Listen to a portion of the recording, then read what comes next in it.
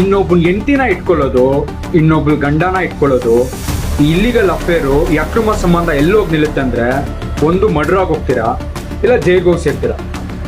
ಈ ನ್ಯೂಸ್ ಎಷ್ಟು ಜನ ನೋಡಿದಿರ ಅಂತ ಗೊತ್ತಿಲ್ಲ. ಈ ಹುಡುಗಿಗೆ ಡಿವೋರ್ಸ್ ಆಗಿರುತ್ತೆ, ಆನ್ಲೈನಲ್ಲಿ ಈ ಹುಡುಗನ ಜೊತೆ ಕನೆಕ್ಷನು, ಮದುವೆ ಮಾಡ್ಕೊ ಅಂತ ಕೇಳ್ತಾನೆ, ಆಗಲ್ಲ ಅಂತ ಸರಿ ಟ್ರಿಪ್ಗೆ ಹೋಗೋಣ ಅಂತ ಲಾಂಗ್ ಡ್ರೈವ್ ಕರ್ಕೊಂಡೋಗಿ ಈ ಹುಡುಗಿನ ಸಾಯಿಸ್ಬಿಟ್ಟು ಇವನು ಸತ್ತೋಗ್ಬಿಡ್ತಾನೆ.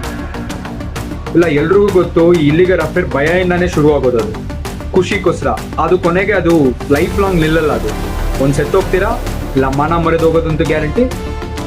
ಅದಂತೂ ಹ್ಯಾಪಿ ಎಂಡಿಂಗೇ ಇರಲ್ಲ.